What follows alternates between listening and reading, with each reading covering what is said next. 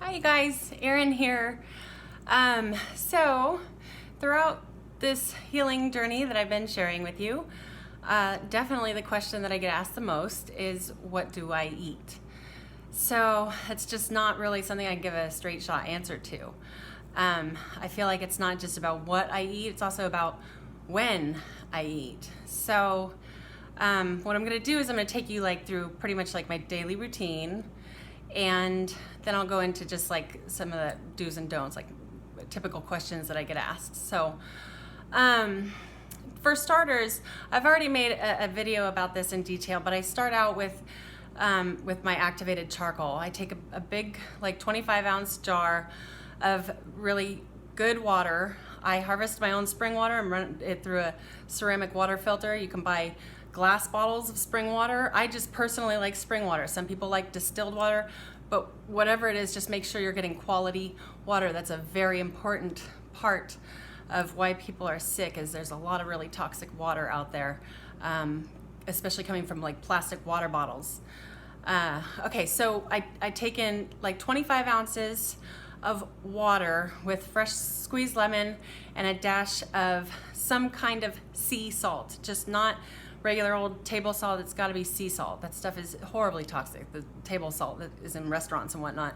And I put in a teaspoon of coconut activated charcoal, and I swirl this around. It's actually this glass right here. I use this kind of glass, and I swirl it around, and I chug that down first thing in the morning.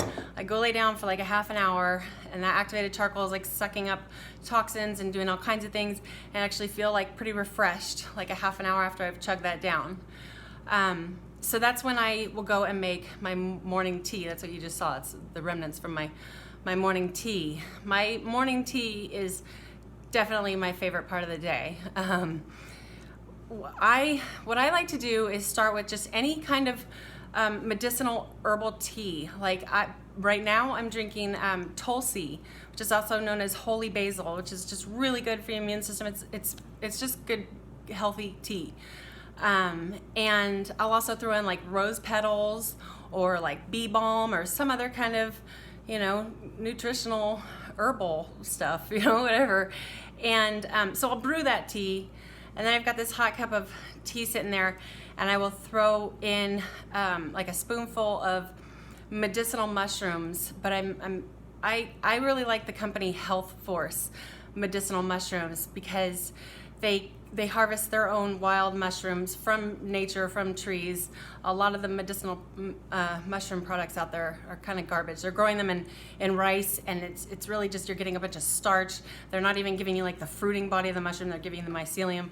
So I just personally like Health Force, okay? So I'll put my mushrooms in there, and then I'll put in some maca and some mucuna and some hemp seeds, and maybe some organic MCT oil. Garden of Life has a really good MCT oil, and organic unrefined coconut oil. Both of those fats go in my tea, and 2 tablespoons of raw local honey. And when all that's mixed in there, I'll put it in the blender, and it just becomes this big frothy breakfast for me anyway. And this is so packed full of good, even keel energy and nutrients. This will last me hours and hours. I'll even go run a couple miles and lift weights on just that tea. And it usually will last me till at least noon, sometimes 2 o'clock. It just kind of depends on what I've done that day. And then usually the next thing that I put into my body is a fresh pressed juice. And what I mean by that is celery, cucumber, kale, spinach, parsley, cilantro, ginger, lemon, beets. I don't do very many fruits, okay? And so I'll chug down that juice, and then that actually will kind of just give me a little bit of energy for a little while.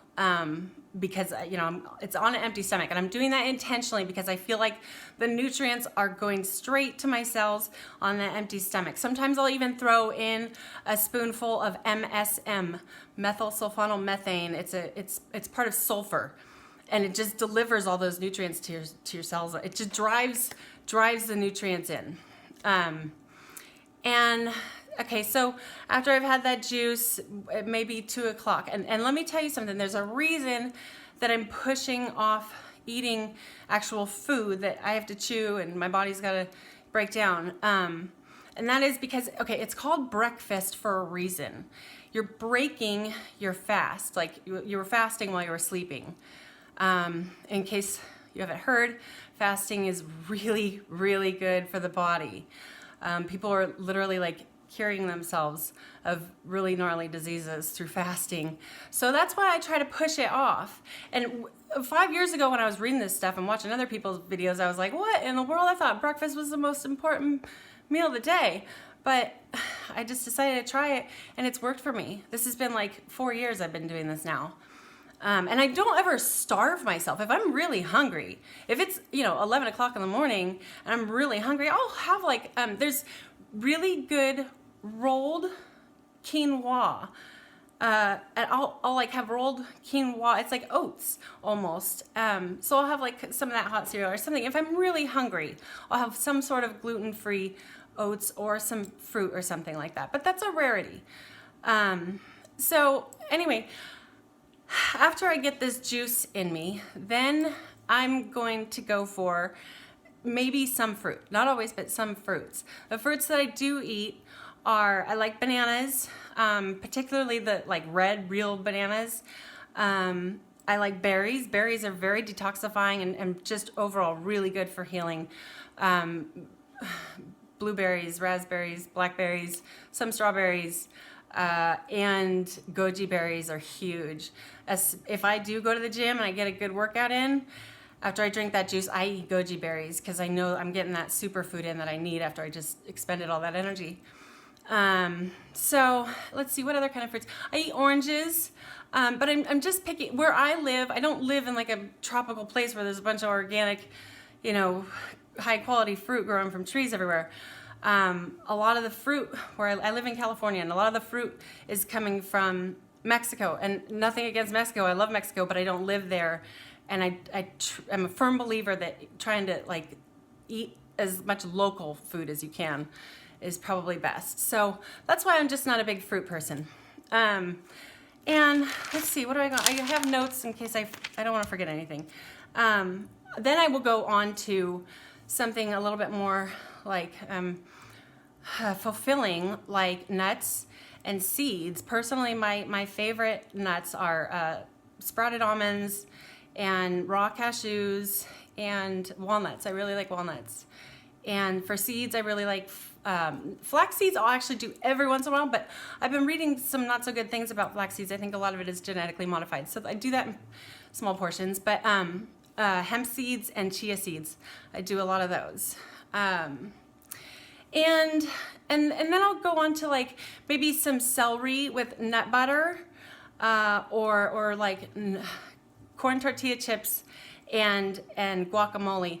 But corn tortilla chips, just make sure that you are getting non-GMO corn, organic non-GMO corn chips. That's really important because so much of the corn has been genetically modified and it's toxic to our bodies. Our bodies don't know what to do with this weird synthetic stuff.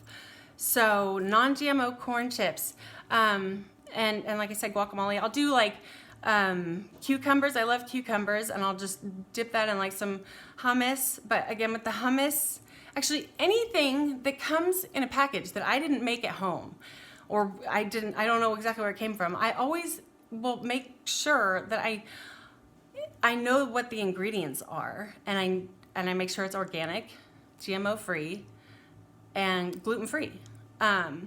If I ever eat like crackers, which is a rarity, and bread and crackers maybe once every 3 months. I just know, no matter, even if it is gluten free and all the good stuff, it's still harder to digest than broccoli, okay?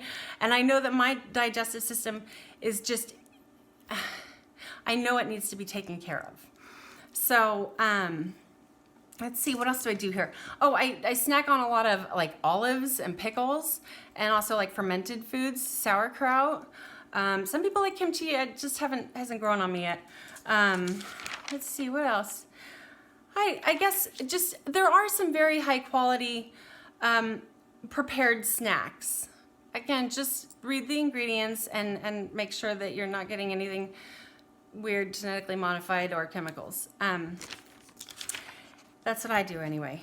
Okay, so yeah, that's pretty much the gist of my day up until like 4 o'clock. And that might sound crazy to some people, but I'm telling you, if at least for me anyway, when I'm consuming like all these really, really nutritional things, I don't need that much food. I just don't need that much.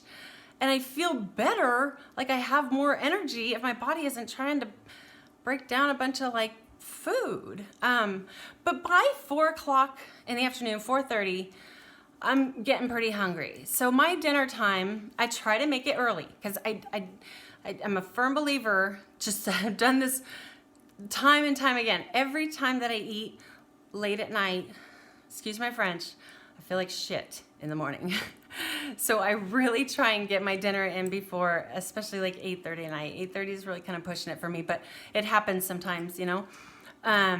But for my dinner, it usually consists of quinoa and literally like any and every other kind of vegetable under the moon. Just I try to just mix it up. I try to get local. I try to get whatever is in season. I've also always tried to throw in some kind of mushrooms. Mushrooms are so good for us. If you're not allergic, if you can try and get yourself to eat mushrooms, they're so gentle on our system, but also very powerful in the immune system. So I always try to get some mushrooms in my dinner. And I'll throw in either olive oil or ghee or coconut oil with that quinoa. There's so many different ways to flavor it. I literally eat quinoa like 4 nights a week. I totally just change the flavor. Use different spices every time I cook it. I just personally have a hard time with most rice, like just white rice. I feel like it just, bleh. I don't like the way it makes me feel. I would do like long grain rice or black rice or something like that occasionally, but again, I like quinoa. It's just my thing. It's got the right balance of amino acids in the proteins in quinoa. It's just a really balanced meal. It's a complete protein. And other than that, I will make like my homemade chili or soup. I really like making carrot ginger soup. And another thing too is that when I do cook my vegetables, usually anyway, again, this is just like, I'm not super strict about this, but I try to cook my vegetables at a very low temperature and quickly. Like basically I'm just kind of warming them up because you really can destroy a lot of the nutrients by cooking your food. And there's arguments to be said about that, but just on a general basis, on a general rule, I try not to overcook my vegetables. Let's see. Occasionally, I will do like a gluten-free sandwich or something like that. Like I was saying, like seriously, once every 3 months or something like that, I'll have like even gluten-free pizza. That's a major treat for me. And I'm not talking about like from a pizza shop. I'm talking about like homemade gluten-free pizza with organic quality products. But when I do eat that stuff, when I eat anything like that, like I said, it's few and far between. When I do eat anything like that, I make sure to load up on enzymes. I buy enzymes as a supplement, and if I'm going to eat something like that, I make sure and load up on them because it just really helps everything digest well. So, I mean, really, there's more to it, but I don't want to make this too long. I just want you guys to get the gist of how I eat and the times that I eat, because I feel like that's really important. I feel like, okay, so the main questions that I get messages about are, you know, do you eat this, do you eat that? And I'm gonna go over some of those things, and one of those things is eggs. Eggs, I personally feel can be very healing, but I get my eggs from the lady who lives upstairs in my house. She's got chickens that she treats very well. She only gives them organic food. She spends time with them. She loves her chickens so much. She's only got like 12 of them, so it's not like a total chaos. And I just know that this is coming from a healthy environment. And not only that, but I'm also very grateful to the chickens for that. I mean, any animal product that I consume, I am consciously thinking about gratitude for the animal that is providing me this nutrients, okay? So yes, I do eat eggs, but I'm picky about them. And cheese, I do eat some like raw goat cheese, and occasionally I'll have like buffalo cheese. But honestly, the meat and dairy industry is disgusting in America. It's really, that's a whole nother video, but the meat and dairy industry is really bad. And so you will not catch me buying like yogurt or regular cheese or anything like that. I want to know if I'm going to get an animal nutrient, or if I'm going to get nutrients from an animal, I want to know where it came from, and I want to be grateful for it. And also with cheese, I will do some nut cheeses, but again, I'm particular about the ingredients. I make sure that I know what they are. I just pull out my phone in the grocery store and research the ingredients before I buy a nut cheese. And like I said, ghee, I do eat high quality ghee and sometimes high quality butter. As long as I know that the butter is coming from, you know, range-free, organic, GMO-free, all they came from happy cows, okay? That's the only kind of butter that I will eat. Some other I don't eat meat. I haven't had meat in over 4 years, and I feel good about it. That's just me. Some people really feel like they need to eat meat, and that's their own journey. So I'm not going to bag on anybody for that, but I will say again, be conscious about where you're getting your meat from, okay? Protein powders, I don't enjoy them. I don't feel like I need them. I work out pretty regularly, and I feel like I get plenty of protein from my quinoa and the stuff that I put in my tea, and spirulina and chlorella. I just don't feel protein deficient at all. I don't understand all that stuff. I don't eat soy, and that includes tempeh. It's just been so drastically genetically modified that to me, it just doesn't even seem like food anymore. That's just my own personal preference. And everything that I'm telling you is from my own personal experience. Like, I've gone through phases where I did eat soy. I was eating tempeh, like the tempeh bacon strips. I don't know if you guys are familiar with that, but it's tasty. And I was eating it, and I just felt like crap all the time. And I wasn't totally sure why. I think I was actually in denial about it because I liked the tempeh bacon. But then I cut it out, and I felt so much better. So this is just coming from my own personal experience and research, okay? Processed sugar, no, none. Okay, I only do raw honey. I will occasionally do like a high quality maple syrup, and like if I'm buying a high quality chocolate or nut butter or something like that, like from Sacred Chocolates, then if it comes with like a organic coconut sugar or maple sugar or something like that, then I will do that. But that white sugar that we're all so familiar with is literally poison, okay? And I know that from personal experience as well. And there are certain protocols, certain medicinal protocols that will call for a sugar cube or whatever. I don't know if what I'm referring to here is the turpentine protocol. People use refined sugar to try and get your parasites to go after that sugar, because they will. Parasites thrive on that white processed sugar. And that's why you drop turpentine into the sugar. Pure gum spirits turpentine has to be pure gum spirits turpentine. And you drop a little bit of that turpentine into the sugar, and it works because the parasites, fungus, all that stuff loves that sugar, goes right after it, and then it gets poisoned by the turpentine. So I'd say absolutely no white sugar at all.